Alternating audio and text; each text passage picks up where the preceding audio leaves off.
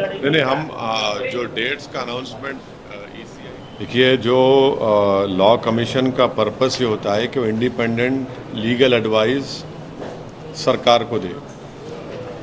और सरकार ये चाह रही है, मोदी सरकार, कि अपने हिंदुत्व के एजेंडे को वो लॉ कमीशन के ज़रिए इम्प्लीमेंट करवाना चाह रही है। दूसरी बात यह है कि जब चौहान साहब लॉ कमीशन के चेयरमैन थे 2018 तक, उन्होंने अपनी रिपोर्ट में कहा था कि हमारे देश में यूसीसी की ज़रूरत नहीं है। उन्होंने Hindu undivided family tax rebate को एबॉलिश करने का भी ये बात कही थी। तो ये इस चीज़ को याद रखने की ज़रूरत है।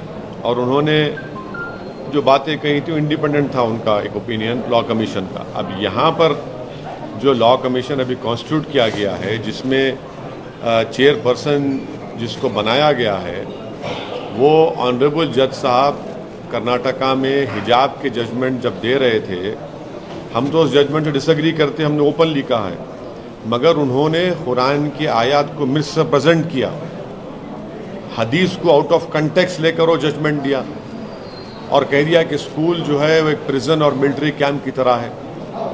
दूसरा, उसमें एक और जो मेंबर जिसको बनाया गया, वो जज साहब तो एक फिक्शन क्रिएट कर दिया लव जिहाद का, जो बाद में गलत साबित हुआ। वो फिक्शन क्रिएट किए। तो ये लॉ कमीशन को एक इंडिपेंडेंट एक्सपर्टीज की ज़रूरत है, जो जूरिस्ट होना चाहिए। अब जो चेयरपर्सन ऑनरेबल जज साहब हैं और जो दूसरे जो जज साहब को मेंबर बनाया गया, वो उनका इस तरह के जजमेंट्स हैं। अब बताइए आप, तो ये तो खाली लगता है हमको एक फॉर्मेलिटी है, इनको बनाकर भाजपा अपने हिंदुत्व के एजेंडे को पुश करना चाहती है। मगर भाजपा को और लॉ कमीशन को याद रखना चाहिए कि आर्टिकल 29 राइट टू कल्चर एक फंडामेंटल राइट है। आप किसी से भी उसका कल्चर नहीं छीन सकते, जिसमें अल्पसंख्यक समाज, मुसलमान भी हैं, आदिवासी भी हैं और बहुत से लोगों जिनका कल्चर है। तो ये अनफेटर्ड फंडामेंटल राइट है आर्टिकल 29। और भारत की खूबसूरती उसका प्लुरलिज्म है, और ये बेसिक स्ट्रक्चर का हिस्सा है प्लुरलिज्म। तीसरी बात ये है कि क्या ये अब जो भाजपा कह रही है यूनिफॉर्म सिविल कोड, तो क्या वो हिंदू मैरिज एक्ट को एबॉलिश कर देगी या फिर उसके एक्सेप्शंस को एबॉलिश करेगी? हाँ, और फिर ऐसा लग रहा है कि uniform civil code for Muslims और हिंदू कोड फॉर मेजॉरिटी होने वाला है। ये एक सवाल मैं कर रहा हूं कि uniform civil code for Muslims होगा और हिंदू कोड फॉर मेजॉरिटी होगा क्या? ये भाजपा को बताना पड़ेगा। और हिमाचल प्रदेश में आप बोल रहे हैं कि यूनिफॉर्म सिविल कोड लेके आएंगे, तो सेक्शन 118 जो टेनेंसी एक्ट है, जिसमें कहा क्लियरली वो बोलता है कि कोई हिमाचल का जो आदमी नहीं है वो एग्रीकल्चर लैंड खरीद ही नहीं सकता, तो क्या आप निकाल देंगे उसको? ये चीज़ें हैं। बट सर, ये जो चेयरपर्सन को जिनको अपॉइंट किया गया है, law commission is an independent body, और आप कह रहे हैं कि बीजेपी उनकी आइडियोलॉजी, हिंदुत्व की आइडियोलॉजी। हाँ, किसने अपॉइंट किया उनको?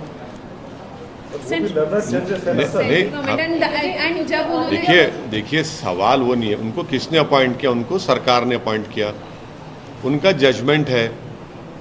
सुनिए, हम जजमेंट डिसएग्री करते, मगर अगर वो बहैसियत चीफ जस्टिस कर्नाटका के उन्होंने एक जजमेंट दिया, हम डिसएग्री करते, मगर आप कुरान की वर्सेस को मिसरिप्रेजेंट करते हैं।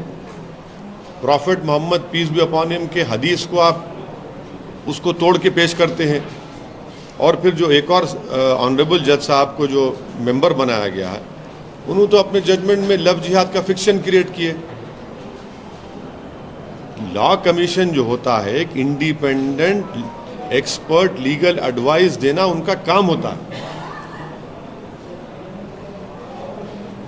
Sir, another issue, the central government in its affidavit to the Supreme Court has excluded Dalits who converted to Muslims and Christianity, saying they are of foreign origins and thereby cannot be considered into the caste system. हाँ, इस पर तो यही कहूँगा कि हाय नरेंद्र मोदी जी, आपकी मोहब्बत उन बैकवर्ड मुसलमानों से। क्या कहा था उन्होंने हैदराबाद में? बीजेपी की एग्जीक्यूटिव कमेटी हुई थी यहाँ पर, मुसलमानों में जो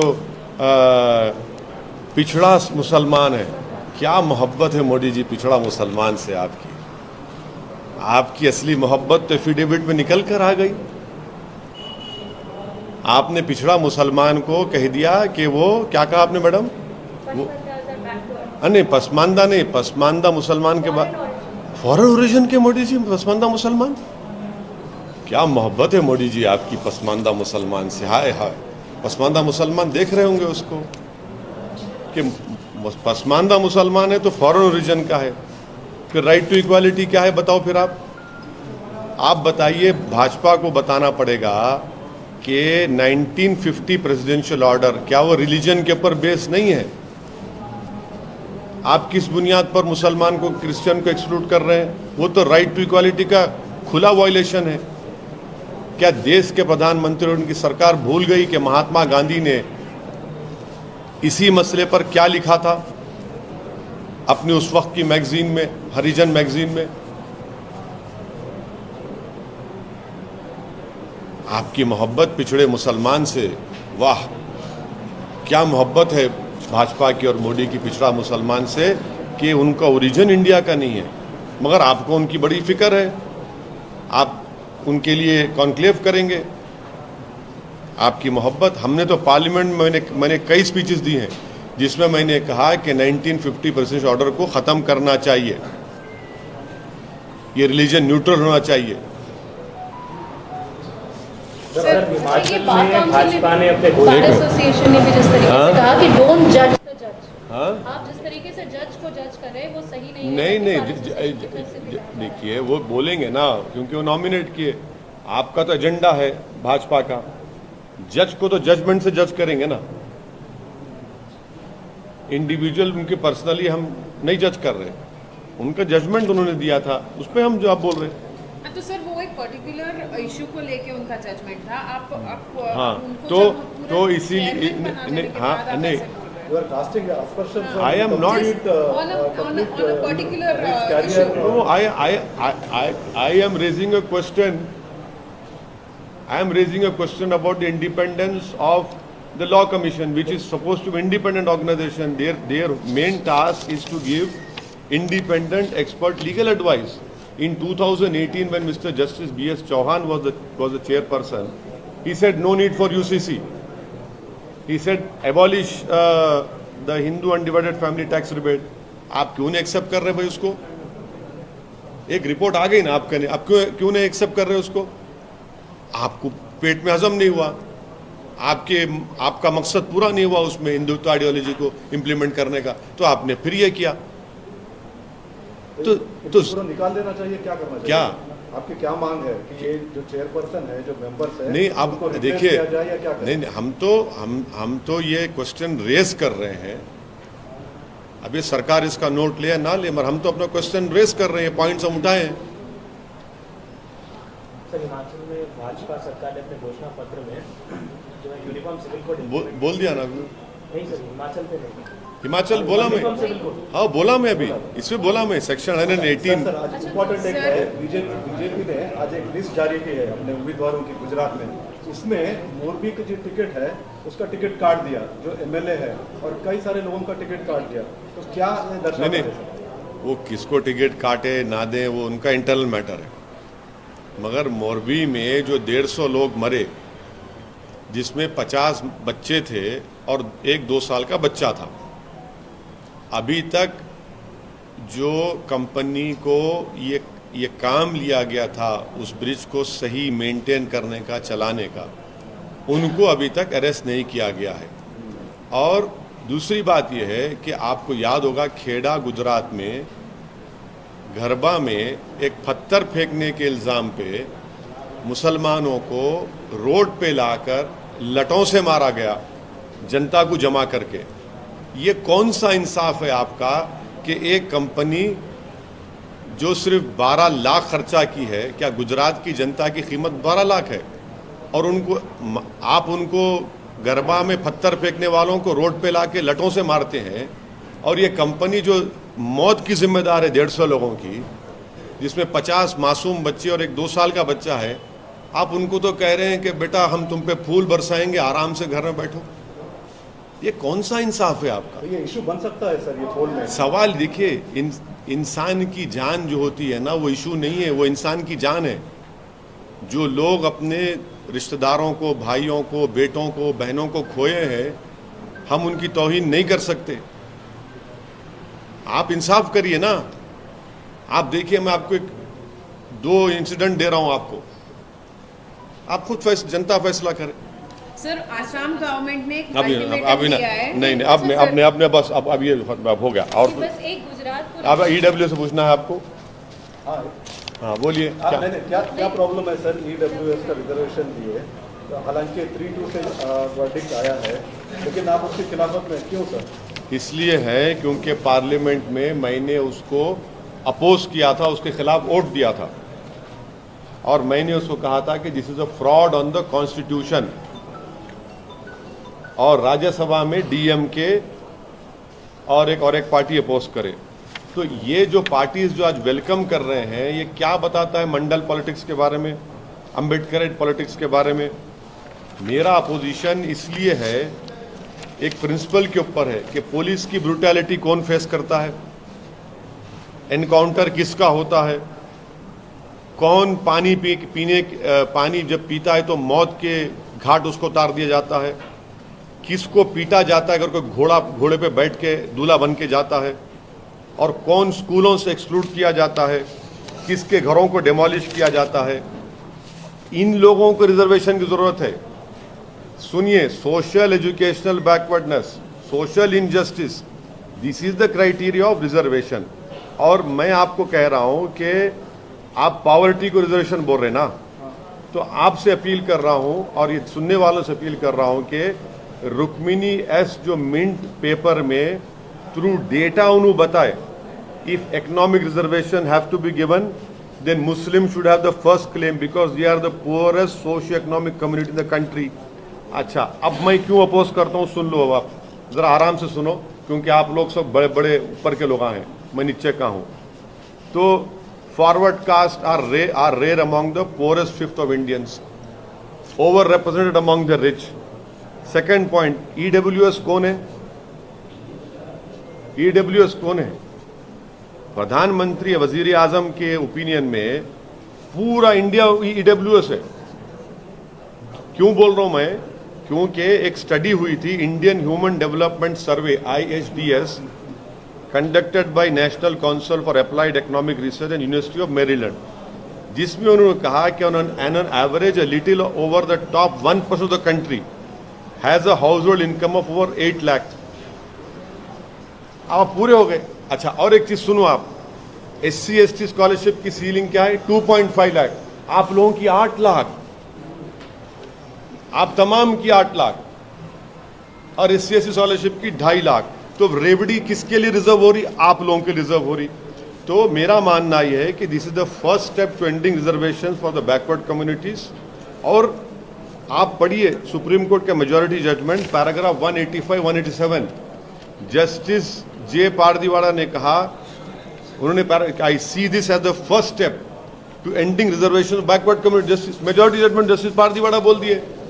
लेकिन दिए भी ये ना सर, पास हुआ ना ऑर्डर। मेरी अम्मा सुनो, आपको मैं रिक्वेस्ट कर रहा हूँ, पैराग्राफ 185-187 पढ़िए आप। Justice honourable justice J. Pardiwala को वो कह रहे हैं, I see this as the first step to ending reservation of backward communities. Modi सरकार इस पे क्या बोलती बोलो?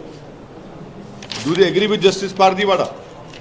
अच्छा, और एक चीज, और एक पॉइंट सुन लीजिए, ये जो है ये EWS नहीं है, ये अपर कास्ट कोटा का है। ये गरीब नहीं है सर, देखिए में गरीब नहीं है, रिक्शा चलाने वाले स्वीपर भी है सर। अच्छा, आपको मालूम है? अच्छा, सुन लीजिए। अब आपका जवाब, मेरे को मालूम था आपको तकलीफ होंगी, अब आप सुन लीजिए। अब आप क्या बोलते हिंदी में? सुनने की क्षमता रखिए, सुनने की। हाँ, तो क्या है ये? अब आप, मैं क्यों बोल रहा हूँ इसका अपर कास्ट कोटा? इसलिए बोल रहा हूँ कि ये रिजर्वेशन हिस्टोरिकली कोई पॉवर्टी एलिवेशन स्कीम नहीं है। It is meant to right historic wrongs. Historic wrongs क्या है? जो कास्ट कम्युनिटी को शेयर नहीं मिला पब्लिक एम्प्लॉयमेंट में, education, political life, under representation of particular caste और कम्युनिटी। तो फिर आप आंसर क्या है, तो right the wrong by increasing representation government jobs. अब आप बोलिए, आप जिक्र किए अपर कास्ट का, क्योंकि आप है अपर कास्ट के माशाल्लाह, तो upper caste is over represented in government. पूरे मोदी कैबिनेट में पूरे अपर कास्ट है। अरे सुनो, आप सुनते जाओ। और एक चीज, 22.3% of country's higher caste Hindus own 41% of the countries total wealth. 22.3%। अब आप छिड़ के परेशानी मोल लिए, सुन लो बात, नहीं पूछना था आप ये।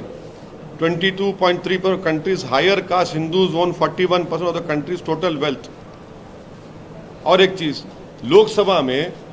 लोकसभा में central government said that among secretaries and special secretaries, Lok Sabha में जवाब दिए। कौन है भाई secretary, special secretaries? Only 6 belong to SCs and STs। Out of 91 additional secretaries, the number of officers belonging to SC and ST OBC are 10, 4. And out of 245 joint secretaries, the number of officers belonging to SC, SC and OBC community are just 26 and 29. In Group A, the highest tier among these representation of SCs is just 12.86, STs 5.64, OBC 6.84. किस में है ये? Group A में। And reservation कितना है इनका? SCs का भी रिप्रेजेंटेशन 12.8 है, उनको रिजर्वेशन मिल रहा है 15%।